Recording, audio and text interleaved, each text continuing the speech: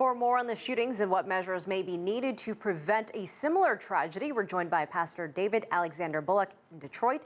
He's a senior pastor of the Greater St. Matthew Baptist Church. Thank you so much for joining us. Thank you for having me.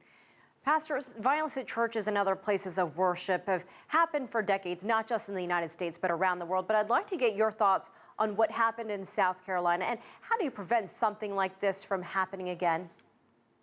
Well, first of all, let me say thank you for having me on the show. I think what happened in South Carolina cannot be understood without understanding the racial dimensions of the African Methodist Episcopal Church, a black church, and the perpetrator being a white supremacist Caucasian ideologue.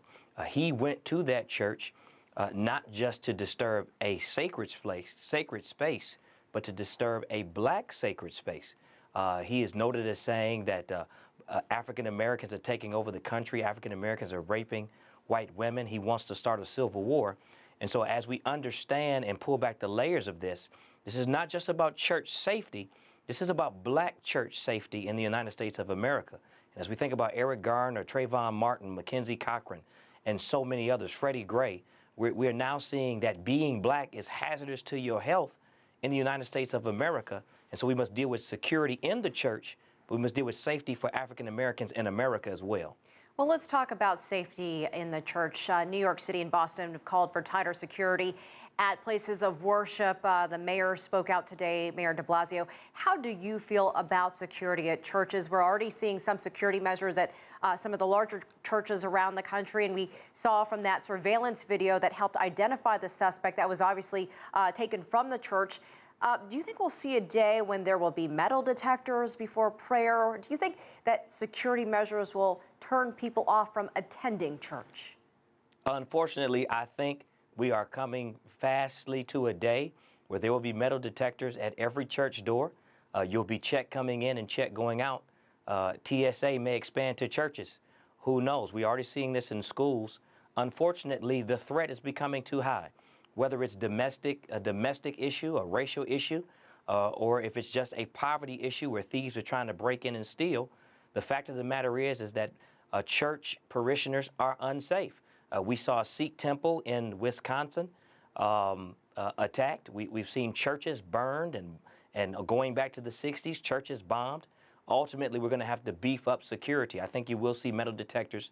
You'll see armed personnel. Will this keep people from church?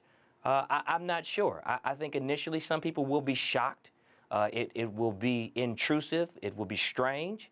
But we adjust. Unfortunately, we have to adjust to threats by beefing up security. I would like to see the church adjust by fighting for peace, building bridges across racial lines, and fighting for gun reform in America so that we don't have to arm ourselves to protect ourselves, but we can spread a culture of peace.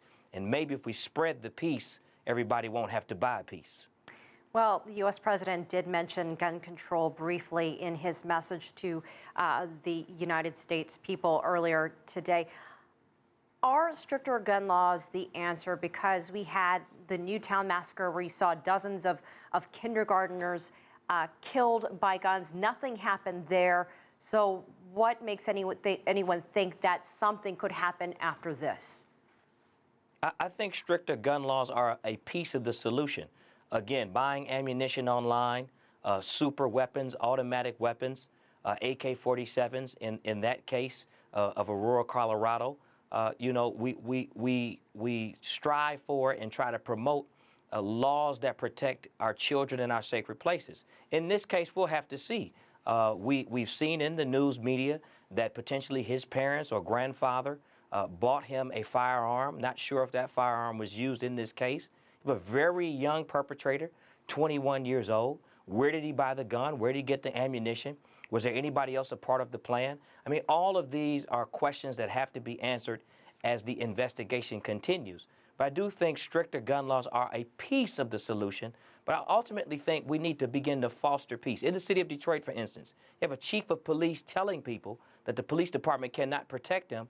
They have to arm themselves. And I always say to myself, while having a gun may make you feel safer, if everybody has a gun, is our community actually really safer? All right, Pastor David Alexander Bullock, thank you so much for joining us from Detroit.